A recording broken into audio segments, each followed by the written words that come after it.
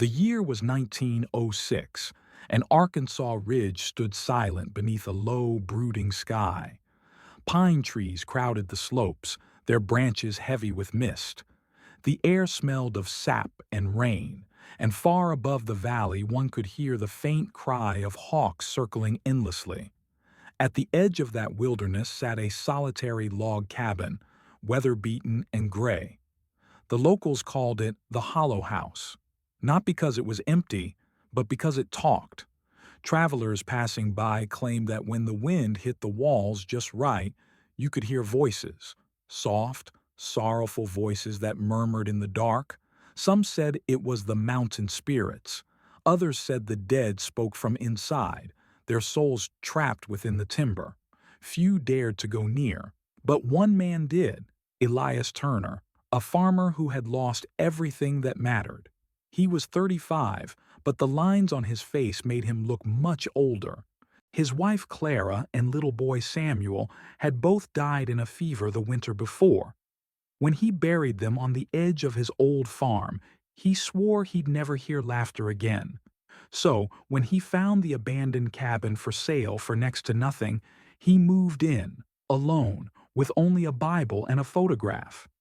He told himself he came for peace. But peace never came easily to the broken-hearted. Elias Turner was not afraid of silence.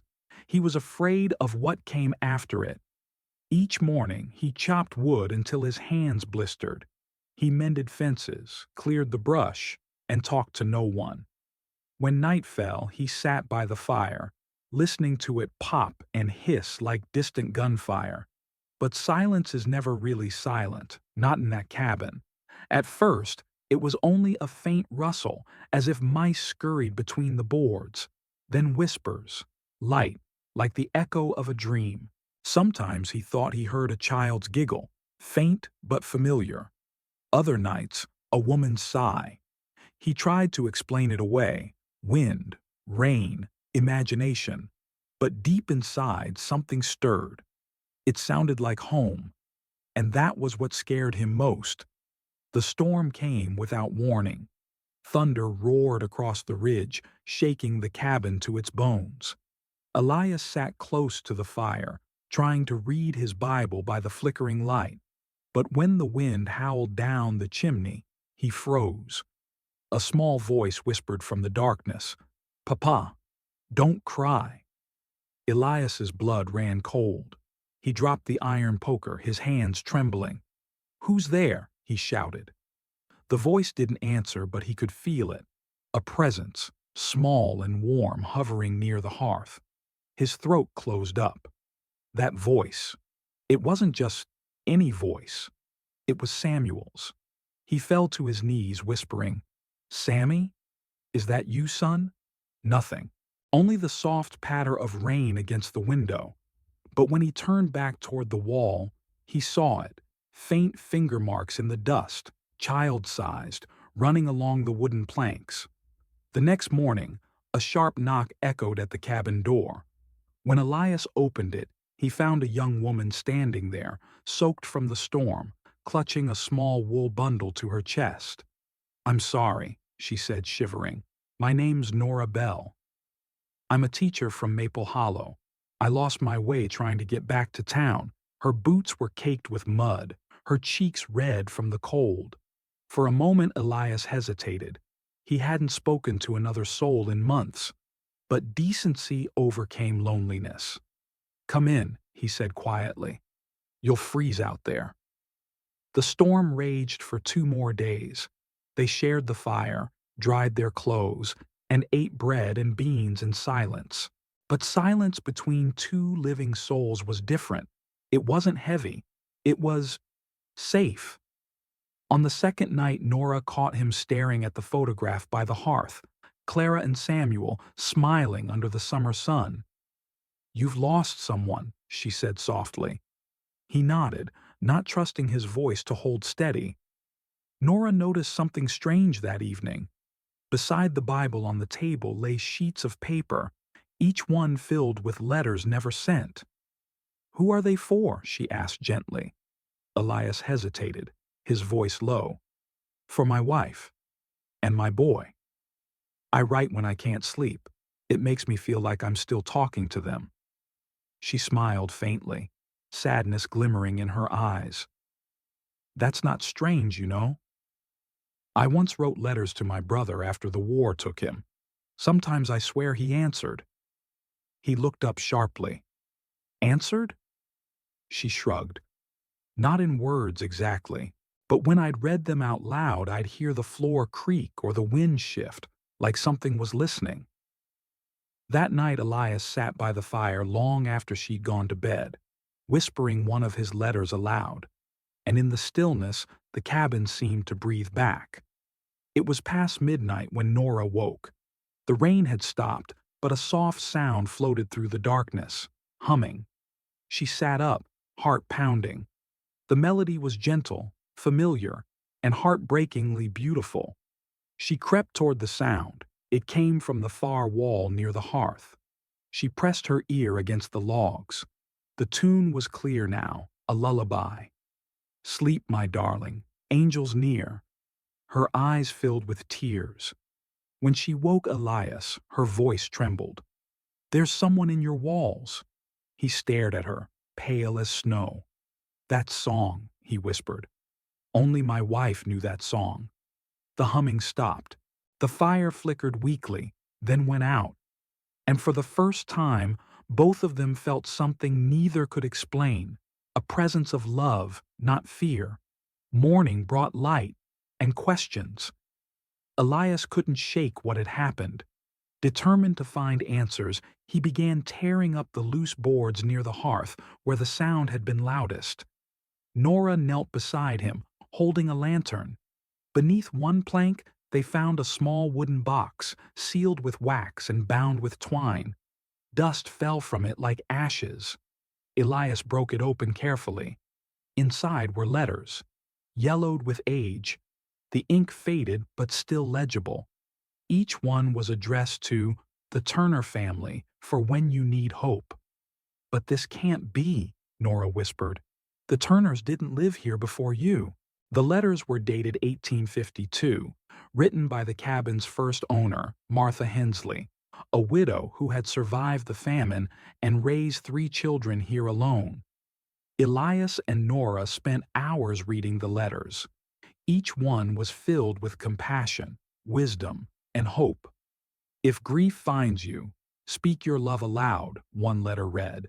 The walls will carry it to heaven, and heaven will carry it back. Nora's voice trembled as she read another. This cabin was built from hands that have known loss. If you live here, you're never alone. Elias pressed the letters to his chest. She wrote these for us, he murmured. Nora smiled softly. Maybe she did. Maybe that's what we've been hearing. Not ghosts, but echoes of kindness. But Elias looked toward the wall, eyes glistening. No, he said quietly. Last night. That was my boy. That evening they sat together near the hearth, reading one last letter. The air felt charged, alive. The flame danced high, throwing shadows that seemed to move on their own. Then suddenly, a third voice joined them. Soft, feminine, familiar. Elias, forgive yourself. Nora gasped, clutching his arm. You heard that? His lips trembled. Clara, he whispered. She used to say that when I blamed myself for working too much, for missing supper. The voice faded, leaving behind the smell of wild roses, the same scent Clara wore. For the first time since their deaths, Elias wept, not out of fear, but out of release. The next morning, Elias sat on the porch, watching the fog lift off the pines. He finally spoke the truth he'd hidden even from himself. When the fever came, he began, I rode into town for medicine.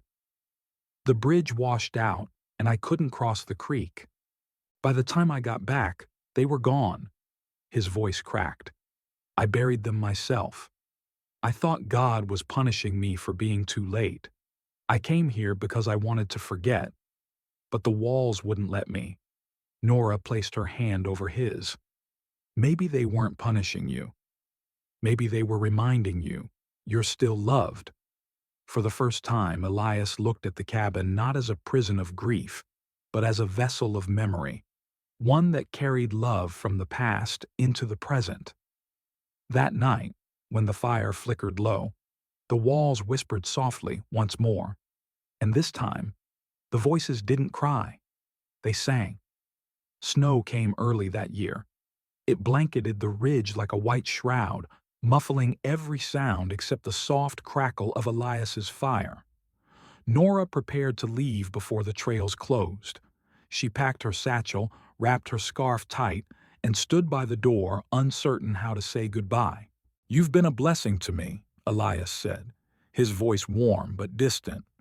"You reminded me what sunlight feels like." She smiled sadly. "You were never as lost as you thought, Elias. You just needed to listen." When she stepped outside, she paused, because there, beside her footprints in the snow, were smaller ones, barefoot, leading from the cabin toward the woods.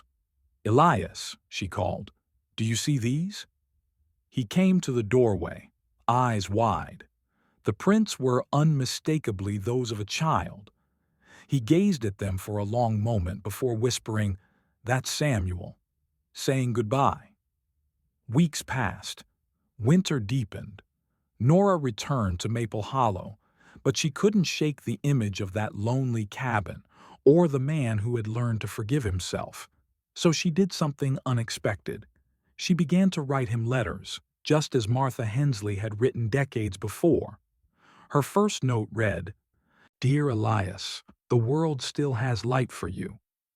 Let the fire keep burning. Nora." Each week, she sent another, filled with verses, little stories, and encouragements. Elias read them aloud each night, his voice steady now. The cabin no longer groaned in sorrow. It hummed, as though every letter stirred something sacred in its timbers. And though the walls no longer spoke in words, the silence felt kind, like the pause before dawn. Another winter rolled over Arkansas Ridge, harsher than the last. When Nora's letters went unanswered for months, worry clawed at her heart. Finally, she packed her satchel and braved the snow-covered trail back to the cabin. By the time she reached it, her fingers were numb, her breath sharp in the cold. Smoke rose weakly from the chimney. She pushed open the door and found Elias lying in bed, his face pale but peaceful. "Didn't think I'd see another spring," he murmured with a smile. "But I'm not alone anymore." She sat beside him, holding his hand. "I told you, you never were." That night, as the wind howled outside, the old cabin seemed to breathe with them, each creak and sigh like a gentle heartbeat. Nora stayed by his bedside, reading aloud from Martha Hensley's letters.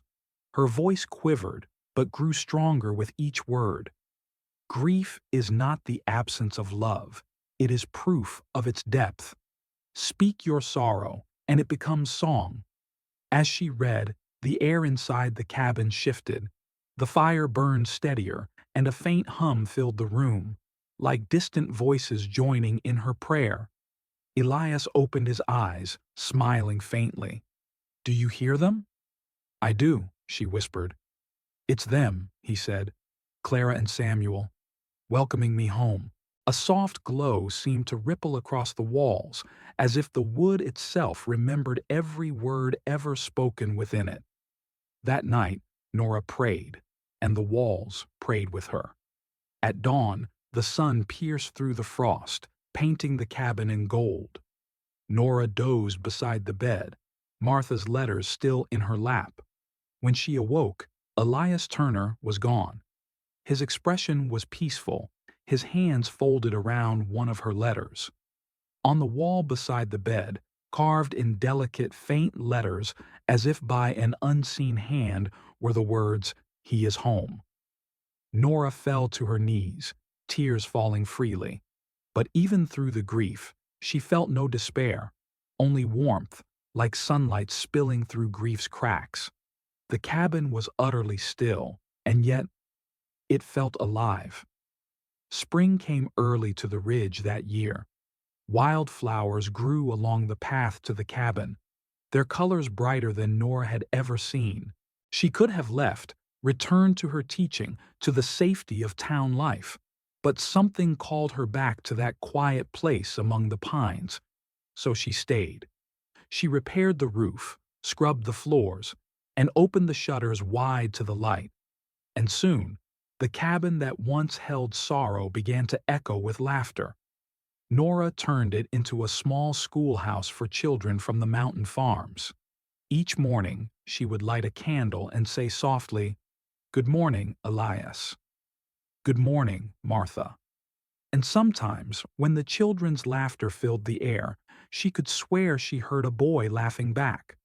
One afternoon, while sweeping the hearth, one of her students, a curious boy named Jacob, knocked loose a loose brick near the chimney.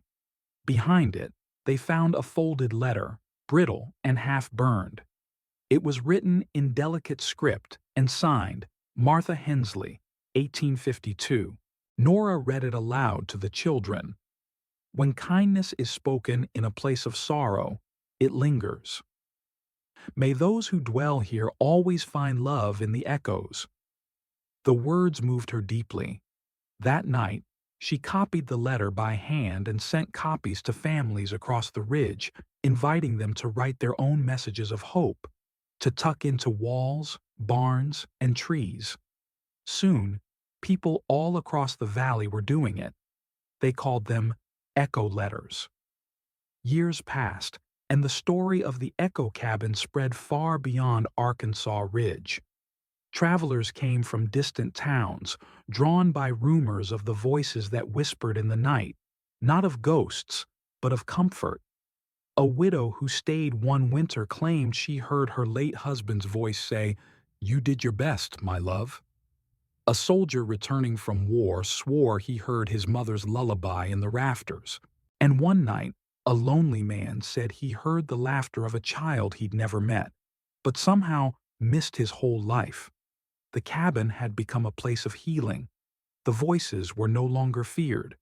They were proof that love, once spoken aloud, never dies. It just changes form. In 1921, long after Nora had passed and the school closed, workers came to restore the old cabin. When they removed the inner panels of the walls, they found hundreds of letters, rolled, folded, tucked into every hollow space. Some were written by farmers, others by children, soldiers, and widows. Each carried messages of gratitude, forgiveness, or prayer. "I forgive you, Father. Thank you for one more spring. If someone finds this, know that kindness saved me." The workers were moved to tears. They realized the voices people had heard all those years weren't ghosts at all.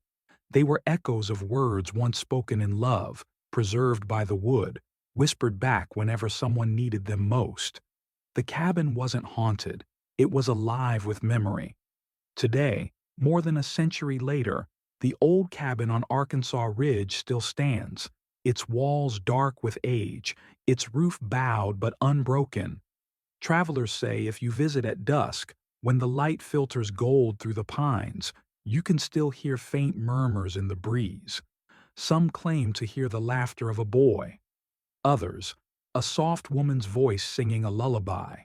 But the locals say those who listen closely enough will hear something deeper. A man's voice, steady and warm, whispering through the timbers. "I'm home, son. I'm home." And sometimes, if you answer with kindness in your heart, the cabin will whisper back, "So are we."